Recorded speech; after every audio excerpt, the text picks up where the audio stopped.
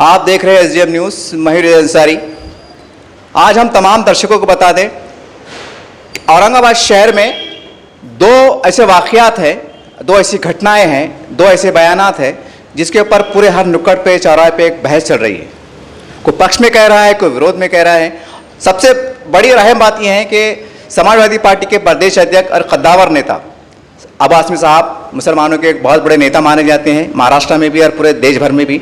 उन्होंने एक बयान दिया था, उसको लेकर बहुत सी आपत्तिजनक बातें भी चल रही हैं। खासकर MIM की प्रवक्ता ने उसके ऊपर बहुत ही टिप्पणी की थी, उस विषय पे हम चर्चा करेंगे। और औरंगाबाद शहर में पड़ेगांव और नारेगांव, यहाँ पर एक बहुत ज़मीन का विवाद चल रहा है। कई पार्टियों की तरफ से मांग उठ रही है कि ज़मीन माफिया पर कार्रवाई की जाए। तो समाजवादी पार्टी भी कहीं ना कहीं अपना वजूद रखती हैं, एक ताकत रखती हैं। सबसे पहले उनके कायद ने जो कहा उस पर हम पहले बात कर लेते हैं, और उसके बाद नारेगांव पड़ेगांव के जो ज़मीन का विवाद चल रहा है उसके ऊपर चर्चा कर लेते हैं, ताकि दर्शकों को मालूम हो और कहने को ज़मीन माफिया पर लगाम कसी जा सके। सर, हमारे चैनल में आपका स्वागत है। सबसे पहले अब्बास आज़मी साहब के जो बयान आया, इसके बारे में MIM के प्रवक्ता ने जो कहा, इसके बारे में आप कहाँ तक सही मानते हैं और आपकी अपनी प्रतिक्रिया क्या है? देखिए, जनाब अब्बास आज़मी साहब एक सेकुलर नेता है और उनका जो बयान है वो एक सेकुलरिज्म के ऊपर बनता है कि भाई हिंदुस्तान के अंदर हम जब रहते हैं तो हिंदुस्तान में हमारा नेता अक्सर सेकुलर होता है, वो कोई ज़ात धर्म का नहीं होता, वो सेकुलर नेता माने जाता है। तो उसी तरीके का बयान अब्बास आज़मी साहब ने दिया कि हिंदुस्तान में एक जो नेता होता है, जो लीडर होता है, वो सेकुलर रहता है। और हिंदुस्तान की जनता को भी ये जानना चाहिए कि हम अगर सेकुलर नेता चुन के देंगे तो वो विकास का काम करेगा, और अगर हिंदू मुसलमान करेंगे तो वो सिर्फ रास्तों में गड्ढे कर देगा और भ्रष्ट जो अधिकारी रहते हैं उनके साथ मिलकर भ्रष्टाचार बढ़ावा करेगा। और मैं ये बताता हूँ आपको अंसारी साहब, आपके न्यूज़ चैनल के माध्यम से, कि MIM के बहुत सारे प्रवक्ता मुंह उठा के बोल दे रहे हैं कि आज़मी साहब ने ऐसा बोल दिया, उन्होंने पाकिस्तान चल जाना। तो MIM के जो सरबराह है, सदर उनके असदुद्दीन अवैसी साहब ने पैठन गेट के ऊपर खड़े रह के स्टेज पे बोले थे कि मैंने 15 बॉटल खून दिया। तो मैं ये जानना चाहता हूँ जो डॉक्टर्स होंगे आपके चैनल पे, उनसे कि भाई एक ह्यूमन बॉडी के अंदर कितना खून रहता है? एक ह्यूमन बॉडी के अंदर, एक इंसानी जिस्म के अंदर 4 से 4.5 लीटर खून रहता। एक बॉटल 250 ग्राम की होती है। अगर 15 बॉटल अपन ने 250 ग्राम से कैलकुलेट करे तो 3.25 किलो खून होता। तो उनके जिस्म में खून बचा था क्या जब उन्होंने 15 बॉटल खून दिए थे? तो इस तरीके के झूठे बयानात देकर MIM जो है अपना वर्चस्व बनाने की कोशिश करती है। सबसे बड़ी उनकी झूठ यही है कि उन्होंने 15 बॉटल खून का पब्लिक में खड़ रह के एक बड़ी बात कर दी, पब्लिक ने तालियां बजा दी, कुछ लोगों को समझा, कुछ लोगों को नहीं समझा, मगर खुद का वर्चस्व बनाने के लिए इस तरीके की हरकतें MIM करती आ रही है और करती रहती है। उसके बाद जैसा आपने अभी बोला कि MIM के प्रवक्ता ने, वो बयान मैं नहीं सुनाऊं कि पड़ेगांव, नारेगांव, मिसरवाड़ी, ये ग्रीन बेल्ट है।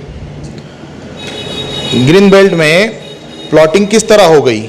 ये सारी ज़मीनों के ऊपर खेती होती है, आज भी पेपर में है, डॉक्यूमेंट्स के ऊपर है। मैं आपको PDF देता हूँ, आपके चैनल पे चला ही है वो PDF। वो PDF में 7/12 है पड़ेगांव का, नारेगांव का, मिसरवाड़ी का, उसमें लोगों के नाम है 7/12 के अंदर। वो लोगों के नाम जब 7/12 में आए, जब ही वो ज़मीन पे गए, वो प्लॉट उन्होंने ख़रीदा। तो अगर वो प्लॉट ख़रीदने वाले, ये देखिए, इसको जूम करके बताइए आपके चैनल में, ये देखिए, ये पूरा PDF है, ये कई हज़ारों लोगों का है। ये नारेगांव, मिसरवाड़ी, पड़ेगांव, कासम्बरी दरगाह का। अब सबसे बड़ा सवाल कि जब आप बोलते हैं, MIM के प्रवक्ता न्यूज़ चैनल्स में आके बोल रहे हैं कि यहाँ के लोगों ने सोचना था प्लॉटिंग लेने से पहले, वहाँ के लोग क्यों वो प्लॉटिंग पे गए, और फिर मूलभूत सुविधाओं का सवाल करते हैं। तो मैं ये बताना चाहता हूँ, वो जो प्लॉटिंग बेचे हैं वो आपके MIM के ही लोग हैं। ये सुन लो आप, कौन कौन लोग हैं जो खासदार के साथ रात दिन आजू बाजू फिरते, ये वो लोगों ने प्लॉटिंग बेचे। नारेगांव में भी, पड़ेगांव में भी, मिसरवाड़ी में, ये वो लोग हैं जिन्होंने वो प्लॉटिंग बेचे। इलीगल प्लॉटिंग है, अगर आप बोलते इलीगल है तो हम मान लिए चलो इलीगल है, तो फिर इलीगल प्लॉटिंग बेचने वाले भी MIM वाले और ख़रीदने वाले तो फिर गरीब जनता को फंसा दिए। तो वहाँ विकास का काम किस तरह नहीं होता ये बता रहे हैं। और एक बात बोलता हूँ मैं, जैसा कि उन्होंने बता रहे थे एमआईएम के प्रवक्ता, हमने ये करे वो करे, लोग गालियां दे रहे बोले, फिर भी चंपा चौक से ये पीर गायब साहब की दरगाह तक का रोड, चंपा चौक से जिनसी चौक तक का रोड, चंपा चौक से निशान तक का रोड, आज ये रोड की जो हालत है, मैं समझता हूँ कि कोई गांव खेड़े का अगर रोड रहता ना, वो इससे लाख पट अच्छा रहता। और ये रोड से पिछले 10 सालों से पब्लिक इसी तरीके से गुजर रही। अगर किसी के मनके में पीठ में दर्द हो रहा होगा ना, तो ये रोड की वजह से हो रहा होगा, रात दिन जाने आने की वजह से। अब मुझे बताइए, आप चंपा चौक के अतराफ के जो वार्ड है, आजू बाजू के तीनों वार्ड में आप देखो एमआईएम के कॉरपोरेटर है। क्या करी एमआईएम ने? क्यों वो रोड आज तक नहीं बना? चंपा चौक का जो रोड है, इतना खस्ता हालत रोड है कि जिस पे सिर्फ लीपा पोती होती गई, मगर वर्क उसके ऊपर कुछ नहीं हुआ। तो ये रोड का हाल यहाँ तक आया, किसकी वजह से आया ये? आप विकास की बात करते, हमने इतना कर दिए, ड्रेनेज बिछा दिए, नल लगा दिए, लाइट लगा दिए, वार्ड के अंदर यूँ कर दिए, त्यों कर दिए, फिर आपने फिर ये चंपा चौक का रोड क्यों नहीं बनाए? जबकि नगर सेवक आपका 2014 से 2019 तक के आमदार आपका था, 19 के बाद से आपकी किस्मत खुली तो खासदार भी आपका है। अभी भी क्यों नहीं बन रहा चंपा चौक का रोड? मुस्लिम बस्ती है इसके लिए नहीं बन रहा, या फिर आप जो है मुसलमान खासदार होने के बावजूद मुसलमान एरियो में या मुस्लिम बस्तियों में काम नहीं करना चाहते? ये सवाल है मेरा सबसे पहला। सर, लेकिन मीडिया में हम देख रहे हैं कि ऐसे आरोप भी लग रहे हैं कि कमिश्नर साहब आस्तिक कुमार पांडे साहब हैं, तो कहीं ना कहीं ये कह रहे हैं कि फंड नहीं है, या बहुत से आरोप लग रहे हैं कि ये काम नहीं कर रहे हैं। तब सवाल ये ना कि जब बॉडी नहीं है तो जैसे आप नगर सेवक कैसे काम करेंगे? ये भी तो एक तार खा रहा है। बॉडी कितने साल से नहीं है? 2 साल से 2 साल से बॉडी नहीं है। ये रोड की हाल क्या 2 साल में हुई? चंपा चौक का रोड देखो आप, कटकट गेट का रोड देखो आप, और रोशन गेट से कटकट गेट के बीच का रोड देखो, रोशन गेट से किराड़पुरे तक का रोड देखो। तो ये रोड का हाल क्या सिर्फ 2 साल में हुआ? ये इसके जिम्मेदार एमआईएम के पूरे कॉरपोरेटर हैं। एमआईएम का उस वक्त का आमदार इम्तियाज़ जलील है। आज खासदार होने के बावजूद वो बना नहीं पा रहे, तो ये क्यों नहीं बना पा रहे? मेरा सबसे पहला और एकदम इम्पॉर्टेंट सवाल है इनसे कि आप मुस्लिम बस्तियों में विकास करना नहीं चाहते। 2014 से लेके 2021 चल रहा है, कितने साल हो गए? 7 साल हो गए। ये 7 सालों में आपने नहीं कर सके क्या? 2014 में, 15 में, 16 में ये रोड का हाल खस्ता हाल नहीं था? लोगों ने एक उम्मीद जताई थी कि भाई मुस्लिम एमएलए आएगा, मुस्लिम खासदार बनेगा तो मुस्लिम बस्तियों का विकास होगा, मगर विकास के नाम पे सिर्फ धोखा मिला है साहब। और एक बात बताता हूँ मैं आपको, ओट, जैसा कि एमआईएम के प्रवक्ता ने बोले, लोग वहाँ मुंह उठा के कुछ भी बोल दे रहे। जो एक वोटर रहता है, लोक प्रतिनिधि का जो वोटर रहता है, वोट का डेफिनेशन क्या है आप सबसे पहले समझिए। एमआईएम के प्रवक्ता को ये बात समझना चाहिए कि वोट का डेफिनेशन क्या होता है। वोट का डेफिनेशन है कि भाई मैं अगर समझो किसी को वोट कर रहा हूँ तो वो मैं अपना इन्वेस्ट कर रहा हूँ, वोट अपना इन्वेस्ट कर रहा हूँ। किस चीज़ पे? ट्रस्ट। पहला मैं वोट दे रहा हूँ तो उसके ऊपर भरोसा, दूसरा विकास, तीसरा सिक्योरिटी, उसके बाद नौकरियाँ। कहाँ है ये चारों चीज़ें? ये पूरी फ्लॉप हो गई।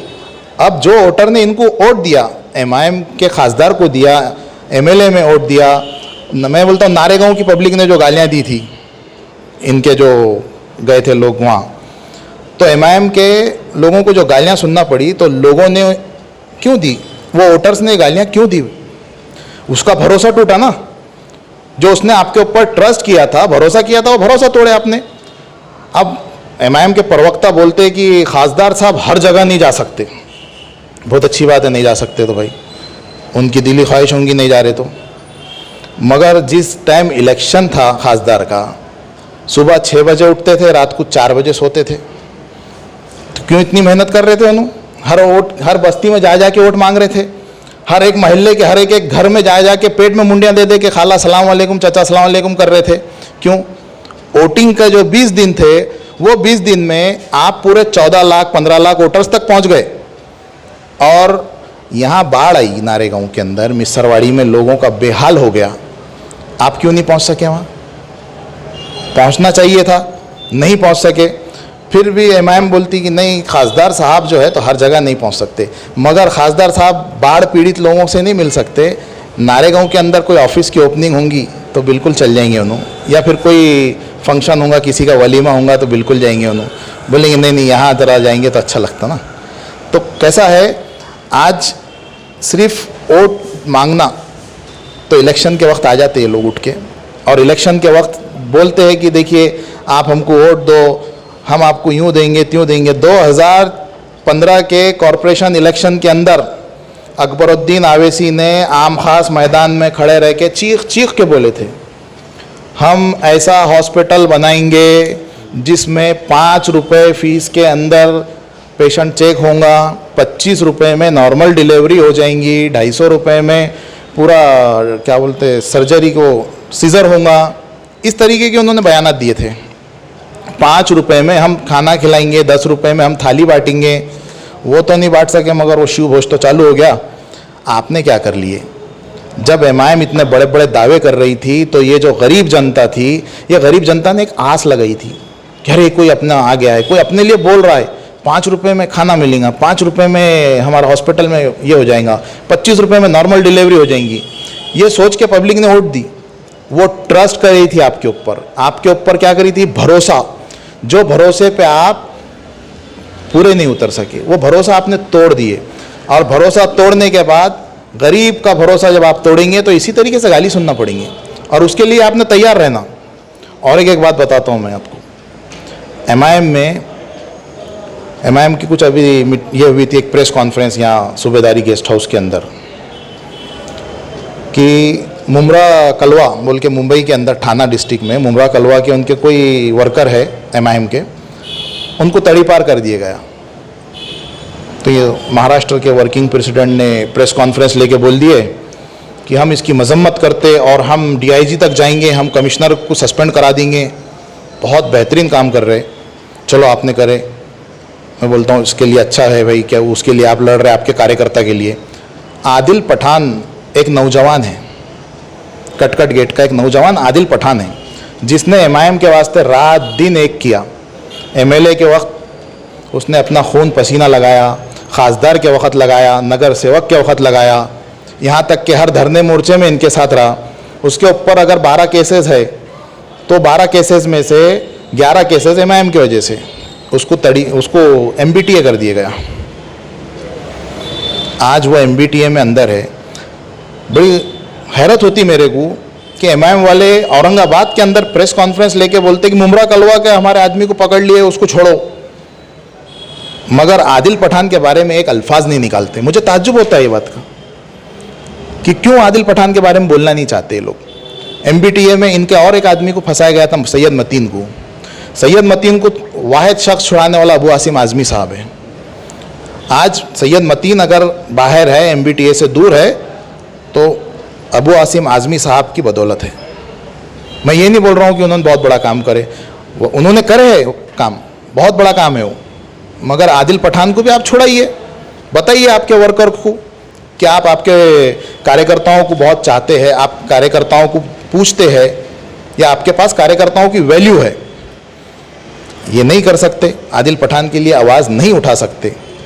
सर, जैसा अभी आपने बताया कि सैयद मतीन को जो है तो अबू आसिम साहब की बहुत काविशों से वो बाहर आए, तो एक नेचुरल बात होती है कि जैसा आज वो राष्ट्रवादी में है, बराबर है, तो फिर वो समाजवादी पार्टी ज्वाइन क्यों नहीं करे? मतलब ये भी तक जहन में सवाल आता है। देखिए, सैयद मतीन की एक अपनी जहनियत है। उन्होंने एमआईएम में थे पहले, और ऐसी कोई बात नहीं हुई थी कि आपको हम एमबीटी में से निकाल देंगे और आप हमारी पार्टी में आ जाइए। हमारे अबू आसिम आज़मी साहब का एक बहुत अच्छा डायलॉग है, वो बोलते हैं कि जब कोई तुम्हारा हृदय तोड़ दे, तड़पता हुआ तुम्हें छोड़ दे, तब तुम मेरे पास आना। तो वो तड़पते हुए थे, उनका दिल टूट चुका था। उस वक़्त सैयद मतीन आए अबू आसिम आज़मी साहब के पास। अबू आसिम आज़मी साहब ने लब्बैक कहा, बोले कुछ भी नहीं, पार्टी में आओ मत आओ, या आपको जो करना है करो, मेरा काम है, बेकसूर आदमी अंदर है उसको छुड़ाऊंगा। छुड़ाए उन्होंने अल्हम्दुलिल्लाह। एमआईएम के प्रवक्ता बहुत बोल रहे, खासदार साहब हर जगह नहीं जा सकते। मोटे मोटे अल्फाज में आपको एक बात बताता कि हम घर बनाने को जब देते तो गुत्तेदार को देते ना, कॉन्ट्रैक्टर, गुत्तेदार, या वो रोजंदारी पे जो मजदूर रहता है उसको देते हम। हम गुत्तेदार को जब काम देते तो गुत्तेदार को बोलेंगे ना ये दीवार बराबर नहीं बनी है, यहाँ से मेरा पानी पजर रहा है, यहाँ बताओ। क्या वो मिस्त्री को बोलेंगे जो गारा कला रहा है, जो सीमेंट बना के प्लास्टर कर रहा है, उसको बोलेंगे हम? तो उसी तरीके से एमआईएम को वोट दिया किसने? गरीब जनता ने। तो गरीब जनता किसको पूछेंगे? एमआईएम के खासदार को बोलेंगी ना कि आप आके हमारा दर्द पूछो। क्या वो उनको बोलेंगी जिसने गारा कलाया, जो मिस्त्री है, जिसने रोजंदारी से वहाँ काम करा, वर्कर है, उसको बोलेंगी? जैसा कि उनके जिला अध्यक्ष, शहर अध्यक्ष वहाँ जाके बोल रहे कि खासदार साहब बिजी है। कहाँ बिजी है? ऐसा जो नारेगांव की गरीब जनता के आंसू पोंछने नहीं जा सके। मैं तो बोलता हूँ शर्म आनी चाहिए ऐसे खासदार को जो नारेगांव के गरीब जनता का, जिनका घर में से सामान बह गया, खाने के अनाज पूरा बह गया, कपड़े बह गए, आंग के कपड़ों के ऊपर लोग वहाँ गुजारा थे। रात को 3 बजे से लेकर सुबह 10 बजे तक लोग पानी में डूबे हुए थे, इतने। बहुत सारे लोगों के पूरे पैरों पे उस पर जो जख्म हो गए, बहुत सारे लोगों की चमड़ी निकल गई पानी में रहने की वजह से। सिर्फ आपने एक बार जाना था और उनसे मोहब्बत के 2 बोल बोल देना था। इसी तरीके से जैसा औषधि भवन है अपने औरंगपुरे के पास का, पैटर्न गेट औरंगपुरा बीच में, वहाँ एक 20 दिन पहले एक ज़ोरदार बारिश की वजह से जो नाले का काम चालू है तो लोगों के घरों में पानी घुस गया। खासदार साहब फ़ौरन पहुँच गए वहाँ। क्यों पहुँचे वहाँ? क्योंकि वहाँ जो है करोड़पति लोग रहते, उद्योगपति लोग रहते, उद्योजक है, कंपनी वाले हैं, वहाँ पहुँच गए। मगर मिसरवाड़ी में, नारेगांव में यहाँ क्यों नहीं पहुँच सके बाढ़ पीड़ित लोगों से मिलने के लिए? हालांकि उनके घर से रास्ता 2 या 3 किलोमीटर या 4 किलोमीटर का होगा, हार्डली 15 मिनट लगते थे उनकी आलीशान गाड़ी में उन्हें वहाँ पहुँचने के लिए 15 मिनट लगते थे, मगर उन्हें वहाँ नहीं पहुँच सके। 20 दिन पहले औषधि भवन पहुँच जाते।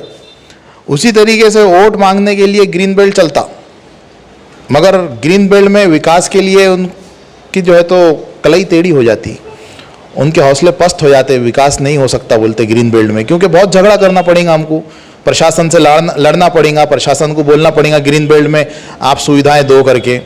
मगर वोट मांगने के लिए सबसे पहले ग्रीन बेल्ट नज़र आता, इमोशनली स्पीच करने के लिए ग्रीन बेल्ट नज़र आता, लोगों को इमोशनली ब्लैकमेल करते। ये जो स्पीचेस करते हैं ना, इमोशनली ब्लैकमेल है, ये लोगों के जज्बातों के साथ खेलते हैं। ये वोट मांगते वक्त बड़ी बड़ी बातें कर देते हैं, हम ये देंगे वो देंगे, और ज़रा सी मुसीबत अगर कोई महल्ले में आ जाए गरीब बस्ती के अंदर, यानी कि जैसे बाढ़ आ गई, अभी बाढ़ पीड़ित लोगों से मिलने के लिए तक नहीं जा सके, वोट मांगते वक्त बड़ी बड़ी बातें कर लेते हैं, ग्रीन बेल्ट में वोट मांग लेते हैं, मगर ग्रीन बेल्ट के लोगों से उनका हाल पूछने नहीं जा सकते।